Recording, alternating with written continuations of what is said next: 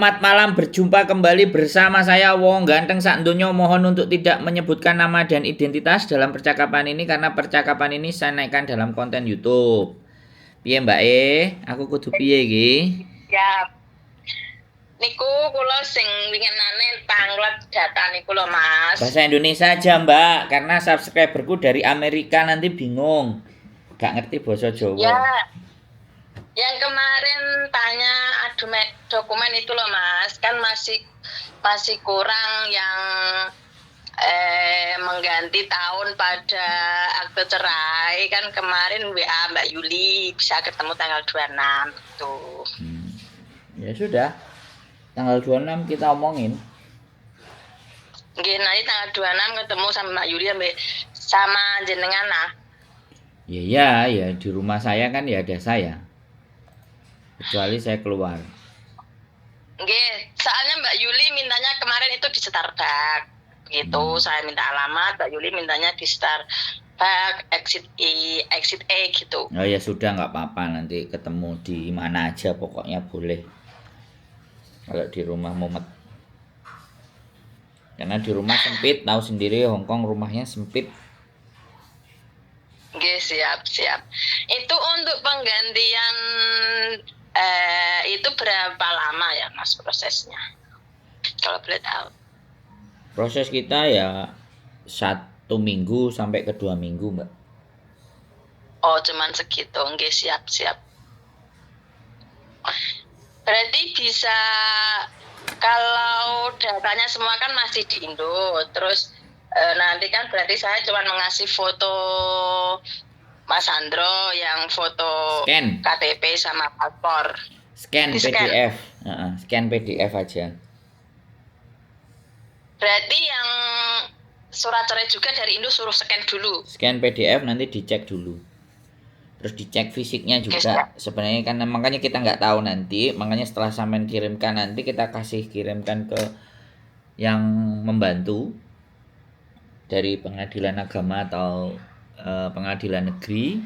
Dia cek segala sesuatunya, terus dibutuhkan fisiknya apa enggak.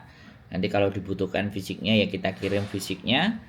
Sampean tinggal ngirim aja karena kayak Indonesia ke tempat daerah sampean atau kita belum tahu instruksinya dari mereka. Setelah itu ya sudah, baru nanti kita sambung lagi berbicaranya di offline. Nah sekarang pertanyaannya, sampean sudah yakin dengan calonnya sampean? Kalau data nggak usah dipusingin. Sekarang saya yang lebih bertanya itu tentang kesiapan sampean dengan calonnya ini loh. Sampean sudah benar-benar, karena kemarin ada yang visanya tertolak Mbak, gara-gara finansial. Oh sudah, insya Allah sudah siap semuanya, sudah.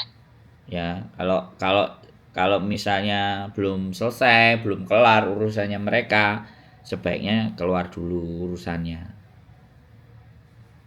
Kalau enggak nanti sampean maksudnya yang urusan apa Mas? Ya saya nggak tahu suami sampean itu ada urusan apa, mungkin masih jadi suami istrinya orang, atau ada perekonomian, atau punya hutang, tidak aman. atau semuanya. Calonnya single. Nah seperti itu Mbak, soalnya, nah karena sekali lagi itu sudah ranahnya pribadi sampean dan dia. Kita tidak menginginkan ya kan. Proses itu setelah kita kelar sama sampean ternyata permasalahannya di suami. Bisa dipahami nggak? Calon suami. Jadi dalam kita membantu itu bukan hanya hal yang cuman sampean butuhkan, tapi kita mencoba memberikan gambaran dan pandangan. Apakah kondisi suaminya itu layak untuk agar sampean dependent visanya nanti keluar. Karena istri saya dulu dalam menikah dengan saya untuk mengeluarkan dependent visa itu, istri saya hampir bekerja 2 tahun, kemudian MPF, ada bekerja yang ada MPF-nya, potongan MPF, kemudian istri saya menyimpan uang di atas 60.000 Hongkong dolar di tabungannya dia. Jadi hal-hal itu yang harus diperhatikan dengan pasangan, karena saya tidak menginginkan teman-teman saya ya kan menikah dengan orang Hongkong, endingnya visa dependennya nggak bisa keluar. Bisa dipahami nggak? Iya paham. Insya Walaupun Allah aman. walaupun itu urusan pribadi sampean, tapi saya menyampaikannya sejak dari awal, Ya, menginformasikan biar nggak salah kejadian, salah jalan dan semuanya. Karena ini menyangkut masa depan. Begitu ceritanya. Jadi saya harus bukan harus ya, saya seseorang yang pernah punya pengalaman dan ingin menyampaikan pengalaman itu, walaupun kadang-kadang aku ora butuh karo pengalamanmu Mas Andro. Aku cuman butuh iki, gak usah kakean ngomong mau kemtai seng. Ah, ada juga kadang-kadang yang seperti itu, Mbak. Makanya saya lebih iya, saya lebih terbuka saja gitu loh. Kalau memang percaya saya bisa membantu, monggo. Kalau memang enggak juga enggak apa-apa. Ya, siap. Insya Allah aman guys, soalnya dia pertama status single, terus kedua dia pegawai tetap di kantor MTR. Dia untuk slip gaji 30 up. Jadi insya Allah aman. Siap. Cukup yang ditanyakan hanya itu saja, Mbak. Sisanya kita bicarakan secara offline ketemunya. Ya, siap. Oke, ketemu tanggal 26, oke, siap. Oke? Oke, makasih Mas Ye, Andro. sehat selalu, matur sembah nuwun. Assalamualaikum. Assalamualaikum. Waalaikumsalam. Oke teman-teman semuanya, menikah kembali ya, harapannya kita bisa membantu ya. Sekali lagi mudah-mudahan apa yang dicita-citakan, makanya memverifikasi data ya, memastikan pasangan kita itu wajib dan penting ya buat teman-teman. Walaupun sebenarnya cinta, kalau sudah namanya cinta, tai kucing rasa coklat. Tapi ini Hong Kong. Kita harus berlogika, kita harus menggunakan nalar, kita harus ikut berpikir. Kita harus apakah yakin pasangan kita. Jangan cuman dilihatnya dia orang Hong Kong dan dia mau dengan kita, tapi backgroundnya, latar belakangnya.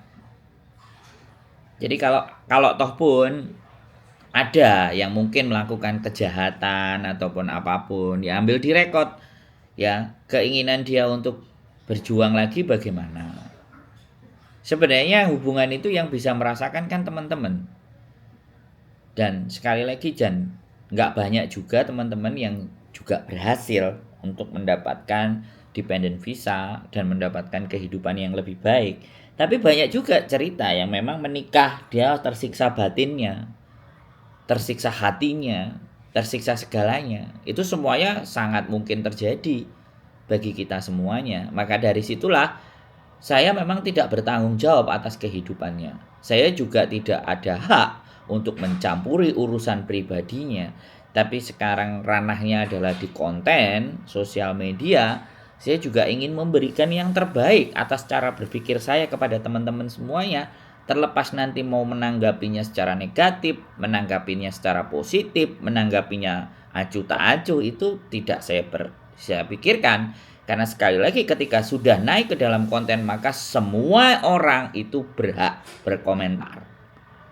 Dan komentar itu tergantung jalan dan cara berpikir mereka masing-masing. Tapi saya selalu yakin siapa yang nonton di konten saya itu orang-orang yang mau berpikir, orang-orang yang mau berjuang, orang-orang yang ingin mendapatkan nilai dan hasil yang baik. Saya yakin dan percaya itu.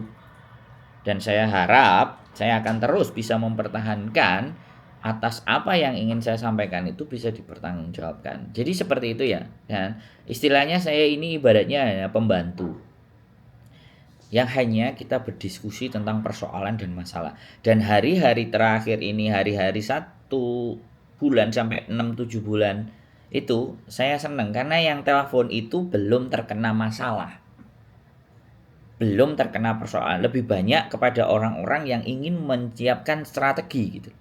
Nah ini yang saya senang, karena kalau kalian sudah kena masalah ketika berbicara dengan saya, maka pilihannya itu lebih sedikit, solusinya itu lebih milihnya. Ibaratnya kalau kita belum menghadapi persoalan itu, solusi jalannya itu misalnya 5 atau 6. Tapi ketika kita kena masalah, solusinya cuma satu atau dua.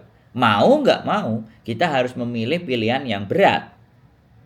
Tapi kalau belum terkena masalah, kita diskusi dulu, maka pilihan-pilihan itu akan bisa lebih enak, lebih memudahkan teman-teman. Jadi seperti itu ya buat teman-teman semuanya. Jadi saya sangat berterima kasih kepada siapapun yang sudah nelpon saya, dan saya berterima kasih kepada siapapun yang nonton konten saya, dan saya terima kasih kepada siapapun yang sudah bersudi kiranya untuk berkomentar.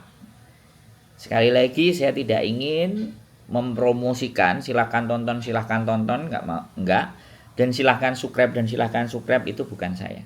Tapi kalau saya menyajikan sajian yang enak dikonsumsi, enak didengarkan, enak untuk bisa kita pahami, ya alhamdulillah.